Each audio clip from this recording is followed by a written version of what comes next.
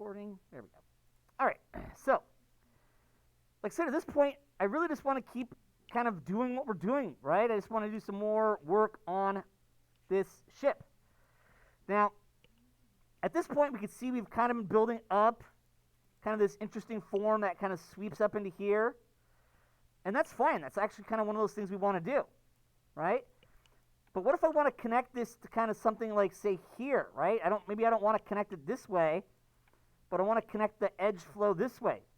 This is one of the cool benefits of this technique, is that when you're extruding the border edges out, you can kind of make and move and rotate your form and bridge it in all kinds of different unique ways, right? You don't have to follow kind of a linear left, right, up, down structure. You can kind of bend it around and meet in weird ways.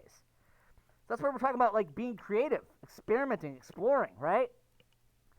In this case, I really feel like I could use a little more geometry here, just to kind of maybe tighten this corner up a little bit and give me a little more to work with here, so I can kind of connect this section right through to there.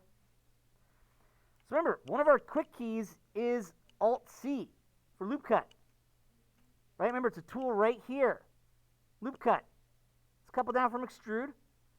Alt-C is the quick key for it, right? Alt-C. And of course, what I could do is I could just click on an edge. Now remember, this loop cut tool works based off of the perpendicular edge, right? Remember, perpendicular is when two edges meet at basically a right angle, right? So you see, if I'm over this edge, it's going to put an edge loop in that way. If I'm over this edge, it's going to go that way, right? So there is actually reason for which direction it picks. You should always try to put your cursor close to the edge that you want your edge loop to go in perpendicular, or at least one of them, right? So if I want my edge loop to go this way, I should be over one of these edges, right? If I want it to go this way, I should be close to or over one of these edges. And that's what I want. I want it to go this way. So my cursor is kind of over this edge. Left click, right? And that just puts that edge loop in for us. Of course, if I want to, I could turn the tool off, right? Either by hitting Q to go back to your selection tool, or W for move, right? Because you might want to select an edge. And I'm a 2 for edge mode, right? Remember, 2 for edge mode. Today's quiz, 1 for vertex, right? 2 for edge. And remember, if you left click, you could select something. Like an edge in this case. I could middle mouse button to do view move for it, right? So I can bring that down and forward and maybe out a little bit. Of course, you have your tweak tool as well. Remember, if you hold down your left mouse button on your select tool at the very top here, if you hold down your left mouse button, it gives you options. Your tweak tool, your select tool, your circle select, select lasso, right? And you can assign quick keys to those. Remember, Q will also toggle through, right? If I hit Q, it toggles through those. So don't be afraid to try out that tweak tool. It's actually great. I actually have a quick key to it. One of my mouse buttons, right? 5th mouse button, so I have the tweak. Remember, your tweak tool lets you just left-click drag. It kind of takes out one of the clicks for moving stuff. The select and the move action are the same. So I love the tweak tool. It's one of my favorite modeling tools. But you don't have to use it, right? Q will toggle you back to your select box. And Q just toggles through those, right? It kind of cycles through. Q, you just keep hitting Q and it cycles through those different selection tools. In this case, I do want to kind of make, like I said, I want to kind of start to connect these to like this section right here. I don't want to kind of wrap them around that way. I want to connect them here. So in this case, I could always double left click, right? Remember, if you're in edge mode, 2 for edges, if you double click with your left mouse button on an edge, it selects an edge loop. I could always hit E for rotate. Remember, your rotate tool has a view rotate. It's that white circle on the outside. Middle mouse button will also do that view rotate automatically for you. Just like if I hit W for move, goes to my move tool, right? Remember, there are tools right here, though. Move, rotate, scale. And of course, middle mouse button can do the view move here as well. So even though you have the handle, kind of the white circles on your scale, move, and rotate tool, and you see when you move over them, they highlight a little bit, your middle mouse button automatically does those. So I recommend getting used to using the middle mouse button for that, because that speeds up the whole process. You don't have to move your cursor in click on something, right? You just middle mouse wherever you're at. Move that forward a little bit, maybe rotate it forward a little bit. And I want another loop here, just so I have a little more to connect directly to there. So remember, loop cut, it's right here. So I just wanted to kind of get you a little more practice with loop cut again, right? We used loop cut aplenty on our previous project, our room, right? Use loop cut on a lot of our different parts. Loop cut's still really important. In fact, things like extrude, loop cut, bridge, bevel, you could do quite a bit of your modeling just with those tools, actually. As you're seeing here, just with extrude, bridge, and loop cut, we're building a whole spaceship. Not just, but mostly, right? So remember, loop cut, right here. Alt-C is the quick key, right? Alt-C. It's actually a nice quick key for it. Alt's really easy to get to. C's right above it. And remember, this loop cut tool always works perpendicular to the edge you're over, right? So if I'm over this edge, it'll put it in this direction. If I'm over this edge, it'll put it in that direction. Remember, perpendicular is when two edges meet at a right angle. So I can just loop cut there. It just adds a little extra edge loop in there. I can hit W for move it down a little bit, right? Or up. Depends on how you want to do the shaping for this, right? This is your ship. But now at this point, I want to start to connect up sections. So I'm still in edge mode, 2 for edge. And I could left click on this edge. And remember, shift adds. Guys, shh. Remember, guys, shh. Remember, select an edge, and if you hold down shift left click, it'll select the second edge, right? So you can select an edge, and then shift left click, right? Shift left click. So that selects 2 edges for us, right? Remember, left click selects, shift left click adds to selection. In this case, I've only got 1 edge to 1 edge. Because remember, our bridge tool really likes, if it's going to work its best and create quads for you, and only quads, it should be same number to same number, right? Technically, if I did, say, 2 to 1, and then I right-click bridge, you notice how it bridges, but it creates triangles? So it's not that bridge won't work with, this non-same numbers, right?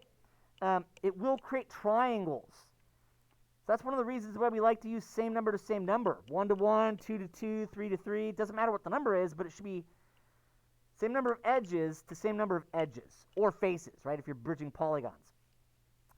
If not, it'll create all triangles for the bridge, which is not the end of the world, but it's not really what we're looking for either, right? Remember, we like having a strong quad bias, right? An occasional triangle, if it's not screwing our shape up, not the end of the world. Particularly if we're still building, right? We can always fix that later on. So select 1 edge to 1 edge. In this case, right, yours might be a little different. This is where your design can be a little different. Your flows can be a little different, right? I'm just trying to really get you guys to see how much creative freedom you have with this technique, right? You don't have to make this all linear. This loop could flow to here. So right-click. Remember, right-click is your context menu. In this case, I'm in edge mode, so it's edge context. But you see how it brings up basically all my edge tools. So that right-click is actually bringing up what's basically in these menus, right? So see right up here towards the top, see where my cursor's at? You do have a vertex, edge, and face menu that have a lot of these tools, or most of these tools, right? It's just that right-clicking is a little quicker to get to those things if you don't have default quick keys than going to the menu, right? So remember, there is a menu for this stuff, right, an edge menu up here, but right-clicking is just a faster way to get to it. Bridge edge loops is right there. Now, I use bridge a lot, so I actually have a quick key for that, right? Shift B, because Control B is bevel, right? Remember, bevel is Control B. So I was like, well, B for bridge, but I'll use Shift B. But that is a quick key I assign myself. Remember, right-click, bridge edge loops, right there. What that does, that creates that polygon in between those.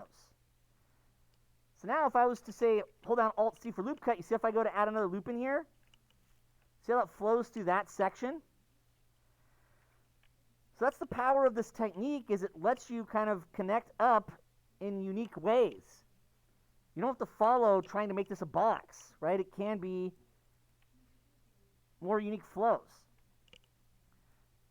If I want a little more geometry to connect up these, I can always do Alt-C for loop cut again, right? Loop cut. Click to put an edge in there. Now there's an extra edge.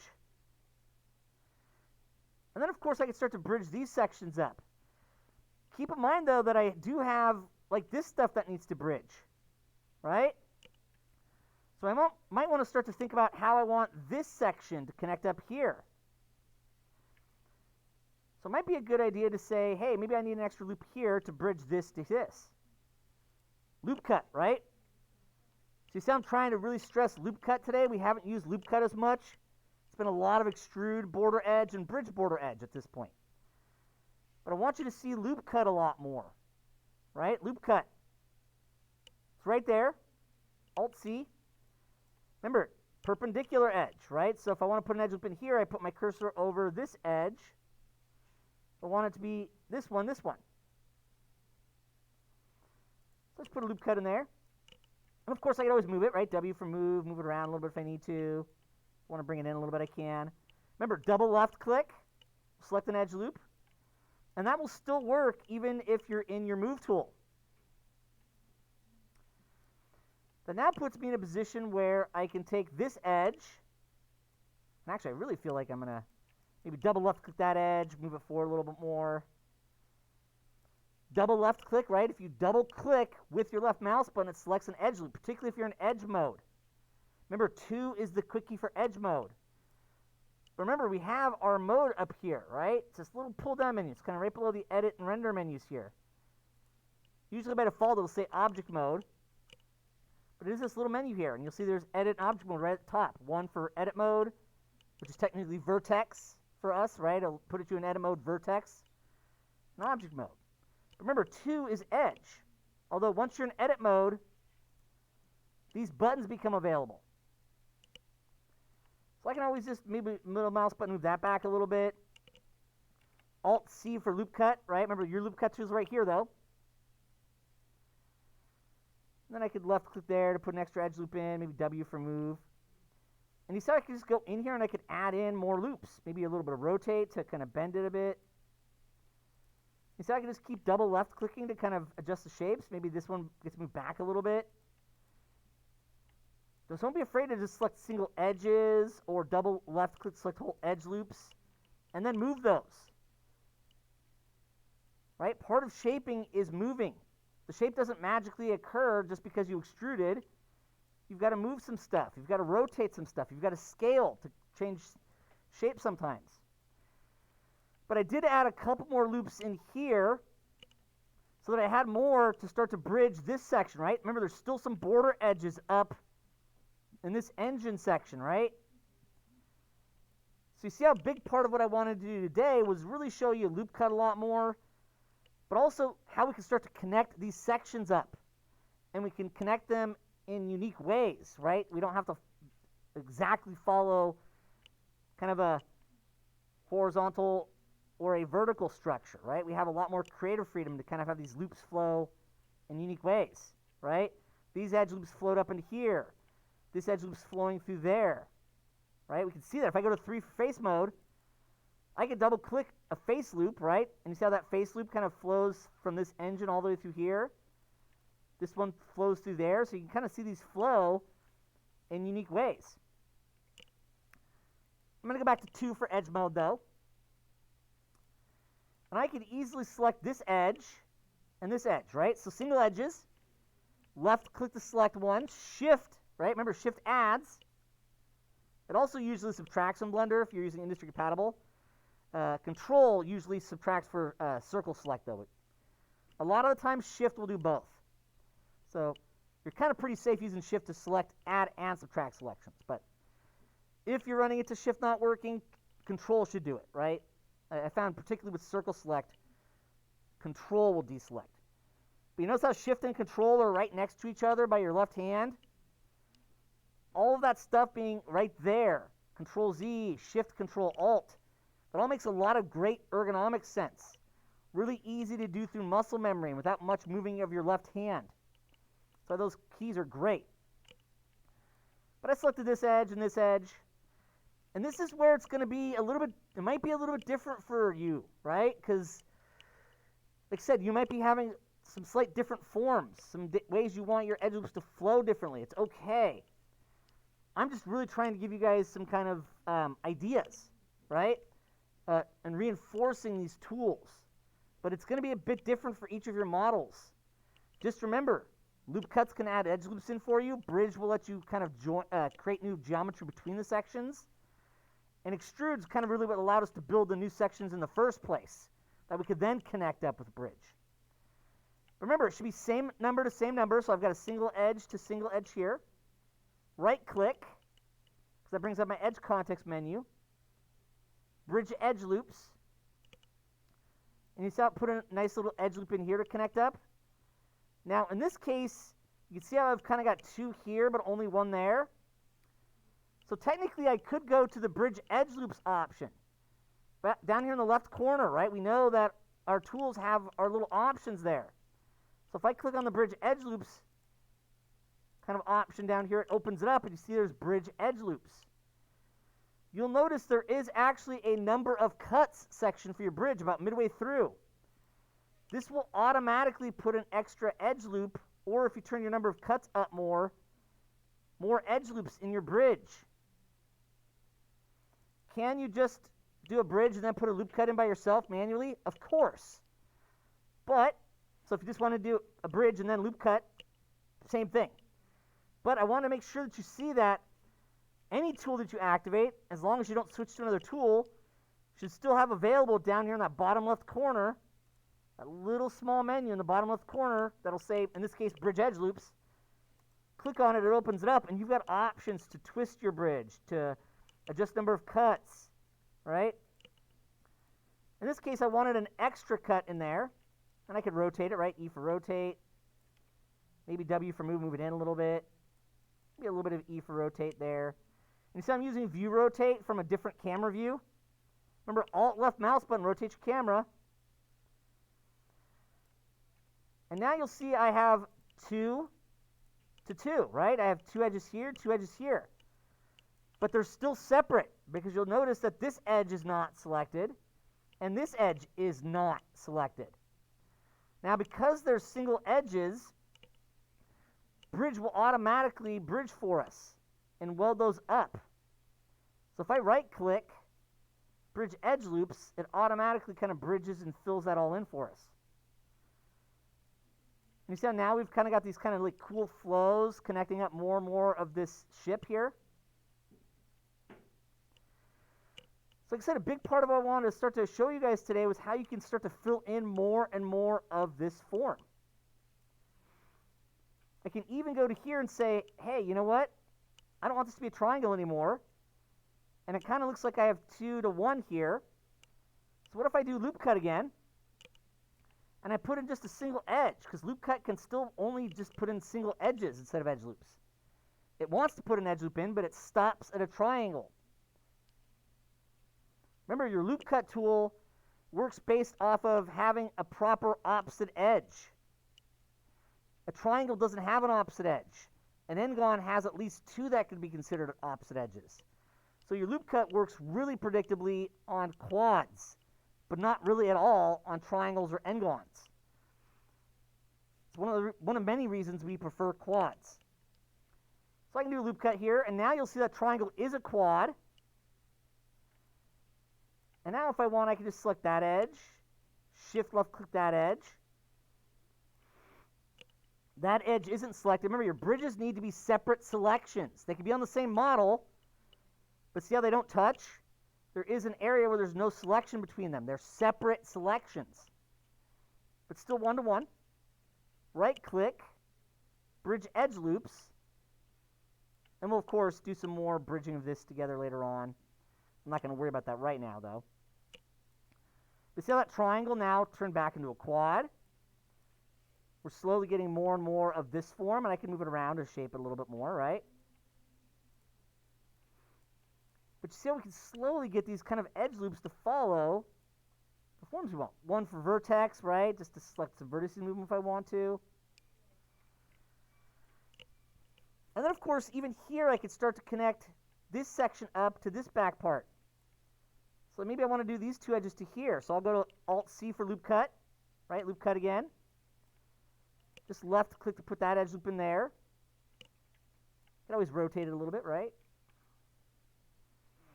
And then I can just select those two edges, shift left, select those two edges. Remember, it's got to be border edges, right? You notice how these two edges are only connected to these faces, right? Remember, border edges are any edges that only have one face connected to them.